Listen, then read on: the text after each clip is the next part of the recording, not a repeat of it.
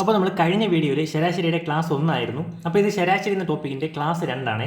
അപ്പോൾ നമ്മൾ ഒന്നാമത്തെ വീഡിയോയിൽ ഒരു 3 ടൈപ്പ് നോക്കി, 2 ടൈപ്പ് നോക്കി. അപ്പോൾ ഈ വീഡിയോയിൽ നമ്മളൊരു 3 ടൈപ്പാണ് നോക്കുന്നത്.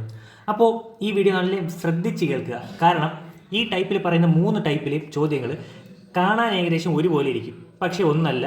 ഇത് 3ഉം ഒരുപോലെ ഇരിക്കുമെങ്കിൽ ഇത് ചെയ്യുന്ന രീതിയും വേറെയാണ്. അപ്പോൾ ശ്രദ്ധിച്ചിരുന്നില്ലെങ്കിൽ മാർക്ക് പോകാൻ നല്ല ചാൻസ് ഉള്ള ചോദ്യങ്ങളാണിത്. അപ്പോൾ നമുക്ക് ഒന്നാമത്തെ ചോദ്യം നോക്കാം. 10 കുട്ടികളുള്ള ഒരു ക്ലാസ്സിലെ 50 കിലോഗ്രാം ഭാരമുള്ള ഒരാൾക്ക് പകരം പുതിയൊരാൾ വന്നപ്പോൾ ശരാശരി ഭാരത്തിൽ 2 കിലോഗ്രാമിൻ്റെ വർധന ഉണ്ടായെങ്കിൽ പുതുതായി വന്ന കുട്ടിയുടെ ഭാരം എത്ര? അപ്പോൾ നമ്മളിവിടെ ചോദ്യം ശ്രദ്ധിച്ച് നോക്കുക. അപ്പോൾ ആദ്യം ഇവിടെ 10 കുട്ടികളുണ്ടായിരുന്നു. അതിൽ 50 കിലോഗ്രാം ഭാരമുള്ള ഒരാൾക്ക് പകരം മറ്റൊരാൾ വന്നു. അതായത് ഒരാൾ പോയിട്ട് വേറൊരാൾ വന്നു. അപ്പോൾ അതിൻ്റെ അർത്ഥം എന്താണ്? ഇവിടെ എണ്ണത്തിൽ വ്യത്യാസം ഉണ്ടോ? ഇല്ലെന്നല്ലേ. എണ്ണം ഇവിടെ 10 തന്നെയാണ്. എങ്കിൽ ആ ഒരാളും കൂടെ വന്നപ്പോൾ അവരുടെ ശരാശരി ഭാരത്തിൽ 2 കിലോഗ്രാമിൻ്റെ വർധന ഉണ്ടായി എന്ന് പറയുന്നുണ്ട്. ശരാശരി ഭാരത്തിൽ 2 കിലോഗ്രാമിൻ്റെ വർധന ഉണ്ടായി. നമുക്ക് കണ്ടുപിടിക്കേണ്ടത് ആ പുതുതായിട്ട് വന്ന കുട്ടിയുടെ ഭാരമാണ് നമുക്ക് കണ്ടുപിടിക്കേണ്ടത്. അപ്പോൾ അതിനായിട്ട് നമ്മളൊരു ചെറിയ ഫോർമുല ഉപയോഗിക്കാം. ആ ഫോർമുലയാണ് പോയ ആളിൻ്റെ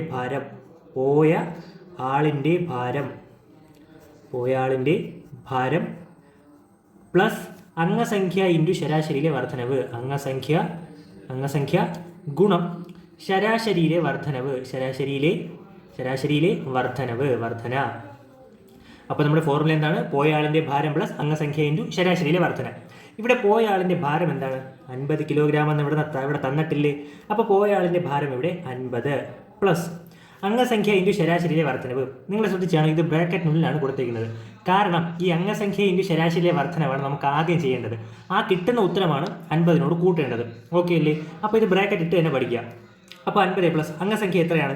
ഞാൻ പറഞ്ഞു 10 കുട്ടികൾ ആദ്യം ഉണ്ടായിരുന്നു. അതിൽ നിന്ന് ഒരാൾ പോയി, വീണ്ടും ഒരാൾ വന്നു. അപ്പോൾ അംഗസംഖ്യയിൽ എന്തെങ്കിലും മാറ്റമുണ്ടോ?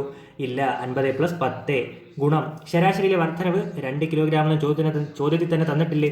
അപ്പോൾ 10 ഗുണം 2 ഈക്വൽ ടു 50 പ്ലസ് 10 ഗുണം 2 20 ആണ്, ഈക്വൽ ടു 70 കിലോഗ്രാം ആണ് നമ്മുടെ ഉത്തരം. 70 കിലോഗ്രാം. ഓപ്ഷൻ എ ആണ് നമ്മുടെ ഉത്തരം. ഓക്കെ അല്ലേ? അപ്പോൾ നമ്മൾ ഇതുപോലത്തെ ഒരു ചോദ്യം കൂടെ ചെയ്യുമ്പോൾ നമുക്ക് ഏകദേശം ക്ലിയർ ആവും. അപ്പോൾ നമ്മുടെ രണ്ടാമത്തെ ചോദ്യം ഇതാണ്. 15 കുട്ടികളുള്ള ഒരു ക്ലാസ്സിലെ 50 കിലോഗ്രാം ഭാരമുള്ള ഒരാൾക്ക് പകരം പുതിയൊരാൾ വന്നപ്പോൾ ശരാശരി ഭാരത്തിൽ 2 കിലോഗ്രാമിൻ്റെ വർധന ഉണ്ടായെങ്കിൽ പുതുതായി വന്ന കുട്ടിയുടെ ഭാരം എത്ര? അപ്പോൾ നമുക്ക് നമ്മുടെ ഫോർമുല എന്താണ്?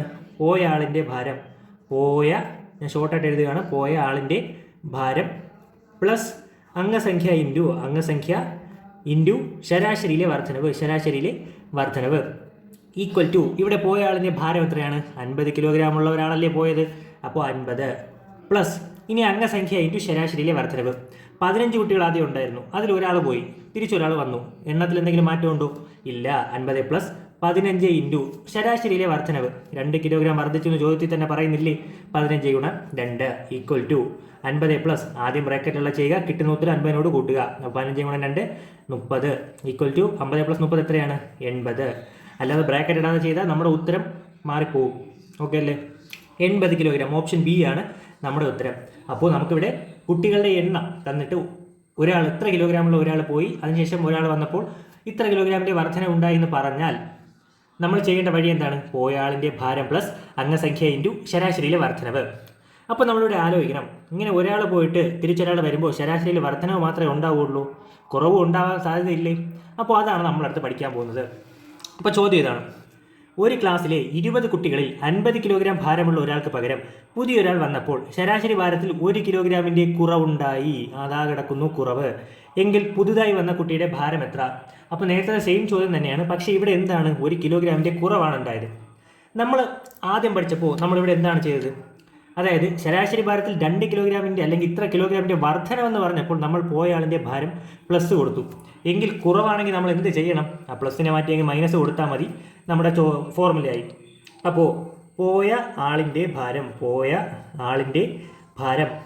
മൈനസ്, അതായത് ശരാശരി ഭാരത്തിൽ ഇത്ര കിലോഗ്രാമിൻ്റെ കുറവുണ്ടായി എന്നല്ലേ പറയുന്നത്. അപ്പോൾ അവിടെ മൈനസ് കൊടുക്കുക, ബാക്കിയൊന്നും മാറ്റണ്ട. ഇൻറ്റു മൈനസ് അംഗസംഖ്യ ഇൻറ്റു ശരാശരിയിലെ വർധനവ് ഈക്വൽ ടു പോയ ആളിൻ്റെ ഭാരം ഇവിടെ എത്രയാണ്? 50 കിലോഗ്രാം ആണ്. 50 മൈനസ് അംഗസംഖ്യ ഇൻറ്റു ശരാശരിയിലെ വർധനവ്. അംഗസംഖ്യ 20 തന്നെയല്ലേ? 20 ആയിരുന്നു. ഒരാൾ പോയി, ഒരാൾ തിരിച്ചു വന്നു. അപ്പോൾ അംഗസംഖ്യ 20 തന്നെയാണ്. ആ 20 ഇൻറ്റു ശരാശരിയിൽ എത്ര വർധനവല്ല, ശരാശരിയിലെ കുറവ് എത്രയാണ് കുറവുള്ളത്? 1 കിലോഗ്രാമിൻ്റെ കുറവല്ലേ ഉണ്ടായത്? ആ ഒന്നെടുത്ത് എഴുതുക. ഈക്വൽ ടു 50 മൈനസ് 20 ഇൻറ്റു 1 20 തന്നെയല്ലേ, ഈക്വൽ ടു 30 കിലോഗ്രാം ആണ് നമ്മുടെ ഉത്തരം. ഓപ്ഷൻ ഡി ആണ് നമ്മുടെ ഉത്തരം. അപ്പോൾ നമ്മുടെ ചോദ്യത്തിൽ ശരാശരി ഭാരത്തിൽ വർധനമെന്ന് കണ്ടാൽ പോയ ആളിൻ്റെ ഭാരം പ്ലസ് അംഗസംഖ്യ ഇൻറ്റു ശരാശരിയിലെ വർധനവും, ശരാശരി ഭാരത്തിൽ ഇത്ര കിലോഗ്രാമിൻ്റെ കുറവ് എന്ന് കണ്ടാൽ പോയ ആളിൻ്റെ ഭാരം മൈനസ് അംഗസംഖ്യ ഇൻറ്റു ശരാശരിയിലെ കുറവ്. ഇതാണ് നമ്മുടെ ഫോർമുല. അപ്പോൾ നമ്മുടെ മൂന്നാമത്തെ ടൈപ്പ് തീർന്നു. അടുത്ത് നാലാമത്തെ ടൈപ്പിലോട്ടാണ് നമ്മൾ പോകുന്നത്. അപ്പോൾ നമ്മുടെ നാലാമത്തെ ടൈപ്പ് ചോദ്യം ഇതാണ്. ഒരു ക്ലാസ്സിലെ 19 കുട്ടികളുടെ ശരാശരി ഭാരം 50 കിലോഗ്രാമാണ്. അധ്യാപകൻ്റെ ഭാരം കൂടി ഉൾപ്പെടുത്തുകയാണെങ്കിൽ ശരാശരി ഭാരത്തിൽ 2 കിലോഗ്രാമിൻ്റെ വർധന ഉണ്ടാവും. എങ്കിൽ അധ്യാപകൻ്റെ ഭാരം എന്ത്? അപ്പോൾ നമ്മൾ നേരത്തെ പഠിച്ചതും ഈ ചോദ്യം തമ്മിൽ എന്തെങ്കിലും വ്യത്യാസമുണ്ടോ? വ്യത്യാസമുണ്ട്. നേരത്തെ 10 കുട്ടികളുള്ള ഒരു ക്ലാസ്സിൽ നിന്നും ഒരാൾ പോയിട്ട് മറ്റൊരാൾ വന്നു, അപ്പോൾ അവിടെ എണ്ണത്തിൽ മാറ്റമില്ല. എന്നാൽ ഇവിടെ ആദ്യം 19 കുട്ടികളും തന്നിട്ടുണ്ട്. 19 കുട്ടികൾ. നമ്മൾ നേരത്തെ ചോദ്യത്തിൽ ആരുടെ ശരാശരി ഭാരമാണ് തന്നിരുന്നത്? ആ പോയ ആളുടെ ശരാശരി ഭാരമല്ലേ തന്നിരുന്നത്. എന്നാൽ നമുക്ക് ഈ ചോദ്യം തന്നിട്ടുള്ള നോക്ക്, ഈ 19 കുട്ടികളുടെ ശരാശരി ഭാരം, അതായത് ആകെ എത്ര കുട്ടികളുണ്ടോ അവരുടെ മൊത്തം ശരാശരി ഭാരമാണ് ഇവിടെ 50 കിലോഗ്രാം തന്നിട്ടുള്ളത്. അതിനുശേഷം പറയുന്നുണ്ട് അധ്യാപകൻ്റെ ഭാരം കൂടെ ഉൾപ്പെടുത്തുകയാണെങ്കിൽ, നേരത്തെ ചോദ്യത്തിൽ ഒരാൾ പോയി മറ്റൊരാൾ വന്നു, എണ്ണത്തിൽ മാറ്റമില്ല. എന്നാൽ ഇവിടെ ആദ്യം 19 കുട്ടികളുണ്ട്, കൂടാതെ ഒരാൾ എക്സ്ട്രാ വരികയാണ് ചെയ്യുന്നത്, അതായത് അധ്യാപകനും കൂടെ വരുന്നുണ്ട്. അപ്പോൾ എണ്ണം 19 നിന്നും 20 ആവും. അപ്പോൾ അധ്യാപകൻ്റെ ഭാരം കൂടെ ഉൾപ്പെടുത്തുകയാണെങ്കിൽ ശരാശരി ഭാരത്തിൽ 2 കിലോഗ്രാമിൻ്റെ വർധന ഉണ്ടാകും. എങ്കിൽ അധ്യാപകൻ്റെ ഭാരം എന്ത്? അപ്പോൾ നമുക്കിവിടെ അധ്യാപകൻ്റെ ഭാരമാണ് കണ്ടുപിടിക്കേണ്ടത്. അപ്പോൾ നമ്മളിത് നേരത്തെ നമ്മളൊരു ഫോർമുല ചെയ്തില്ലേ, ആ ഫോർമുലയായിട്ട് കണക്ട് ചെയ്ത് നമുക്കിത് പഠിക്കാം. അപ്പോൾ നമ്മളിവിടെ പഠിക്കുന്ന ഫോർമുലയാണ് പഴയ ശരാശരി പ്ലസ് പഴയ ശരാശരി പ്ലസ് അംഗസംഖ്യ ഇൻറ്റു ശരാശരിയിലെ വർധനവ്, അംഗസംഖ്യ ഇൻറ്റു ശരാശരിയിലെ വർധനവ്. ഇതാണ് നമ്മുടെ ഫോർമുല എന്ന് പറയുന്നത്. നമ്മൾ നേരത്തെ ചോദ്യത്തിൽ പഠിച്ചത് പോയ ആളിൻ്റെ ഭാരം പ്ലസ് അംഗസംഖ്യ ഇൻറ്റു ശരാശരിയിലെ വർധനവ്. എന്നാൽ നമുക്കിവിടെ പോയ ആളിൻ്റെ ഭാരം അല്ലല്ലോ തന്നിരിക്കുന്നത്, ഇത്ര ടോട്ടൽ കുട്ടികളുടെ ശരാശരി ഭാരമല്ലേ തന്നിരിക്കുന്നത്, അതെടുത്ത് ഇവിടെ കൊടുത്താൽ മതി. അപ്പോൾ ഇവിടെ പഴയ ശരാശരി എത്രയാണ്? ഈക്വൽ ടു പഴയ ശരാശരി നമുക്ക് 50 അല്ലേ, അതായത് 19 കുട്ടികളുടെ ശരാശരി ഭാരം 50. അധ്യാപകനോട് വരുമ്പോൾ ശരാശരി ഭാരത്തിൽ 2 കിലോഗ്രാമിൻ്റെ വർധന ഉണ്ടാവും, അതായത് 50 ആയിരിക്കുന്ന ശരാശരി ഭാരം 52 ആവും. അപ്പോൾ 52 ഒരു പുതിയ ശരാശരി അല്ലേ, അപ്പോൾ പഴയ ശരാശരി 50 അല്ലേ, അതാണ് ഇവിടെ കൊടുത്തിരിക്കുന്നത്. പഴയ ശരാശരി പ്ലസ് അംഗസംഖ്യ എത്രയാണ്?